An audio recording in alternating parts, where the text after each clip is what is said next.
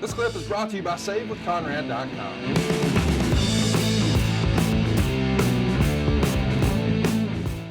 That's about the time we got rid of that 3-year contract and redid another contract.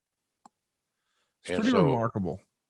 Yeah, well, that was things that I did in the talent relations that weren't normal courses of business, where you would say, well, we got to get this guy to finish his contract, then we'll do something for him. See, I always thought that was not, why not do it now? Right. And Vince was all for it. That's not something that we had customarily done. That's why when we started this podcast today, I always vividly remember sitting on that ammo case in the back of that arena in Evansville, which wasn't exactly the Garden. And it did a new contract. Now he's validated. Now he knows how badly he's wanted, and maybe more importantly, how much he's valued as a main event level guy. And I know, talking to him about that, his biggest concern, well, it seemed like his biggest concern was, am I getting the best deal? Am I at the level that you guys are saying that I am? And that puts me on a par with Austin and Taker and all these guys, making them $1 million downside. Right. The irony of that deal is that most of the guys that are on those $1 million downsides, and they were healthy and they're getting booked a lot, business is, was what it was, sometimes great and sometimes, solid, was that, they didn't take the weekly checks. So in other words, if you divide $1 million by 52, that's 19 and change a week. But a lot of guys didn't take that guaranteed check. So at the end of the year, they were just getting they weren't getting their payoffs. They weren't getting it was all going against their downside. Right. So, and he just wanted to make sure that he was on a level with Steve and Taker and some of these other guys that were making $1 million a year. And there weren't a lot of them. The irony of that deal is, I remember doing a little internal audit, so to speak, and we had a handful of guys, Conrad, a small handful of guys that were making $1 million downside. But at one point in time, 1 year, we had, I think 20 guys, or maybe a little bit more, that were making over $1 million, out earning their downside guarantee. For a guy like Chris Jericho to come in and get paid $300 or $350, then almost immediately, because he's durable and he's on the house show runs and booked frequently, he was making over $1 million a year almost from the beginning, and just, that was a normal course of business back in those days. But there was something about getting that feel that I am being paid as much as anybody on the team. And that's what I think Triple H was always working for, was that being able to be recognized as one of our very top level guys. In that group of top level guys, he finally had arrived with that check, or that number on his check. So interesting. I those are good days, because you see the formation of a guy that's going to be around forever, and obviously he's going to be around forever. So it was some fun times. You like seeing guys realize their dreams and their goals, and and a lot of the guys, it's funny, I would say, well, congratulations on a great year. You made, 1.3 million. I did. Yeah. Or some of those same guys making over $1 million a year forgot to file taxes. And that happens occasionally. So IRS, I always say, man, Uncle Sam don't do no jobs. And he goes over every friggin' time. Well, we're hoping not to do any jobs here on the show. We're wrapping up this week's episode, but before we do, we've got a couple of fan questions. Let's get to it. Lindsay wants to know, did Triple H ever have a comment about you guys making fun of his nose on commentary? Not that I recall. Probably was another, if I had to do over again, probably wouldn't have, but if he was the heel, then that's kind of the motivation for it. Obviously, I don't recall ever making fun of his nose when he was a babyface. Right. But he just took it in good stead. So no issues. It was what it was, for God's sakes. Jason wants to know, when was the decision made for him to drop the accent? I always heard it was after Mr. Perfect nicknamed him Triple H. Could have been about that time.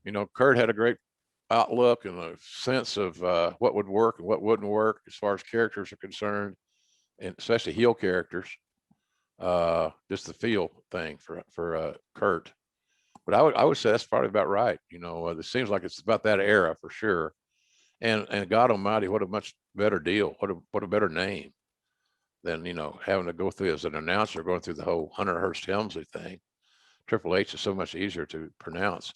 And as we all know, with my track record of mispronouncing names, misidentifying companies, and all those things, I need all the help I can get, even back then. One last one. Instagram a wrestling historian says, I loved watching Hunter Hearst Helmsley. Do you think he could have been WWF champion as the blue blood persona? Probably could have, but he wasn't ready. Right. Could he have been? I say, look, this thing's booked in pencil. Right. So you get your racer out and you put him at the top of the card. That's kind of how that works sometimes. But it wasn't time for him to do that. We knew he was going to get there. But he was going to get there in the right pace, the right time, to where we didn't have that Rocky backlash. People accepted him for his hard work.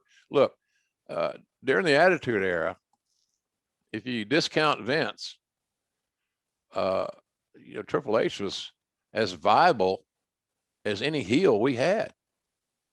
I mean, his matches with Foley were unforgettable. Rock, Austin.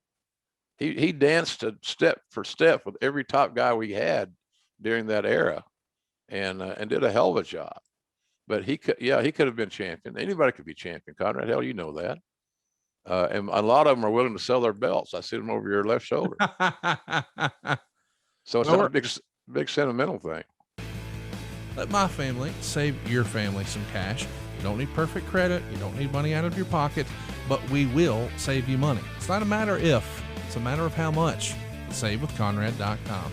I remember that night at that place, I met, one of my favorite actors, and his name just went all to hell with me.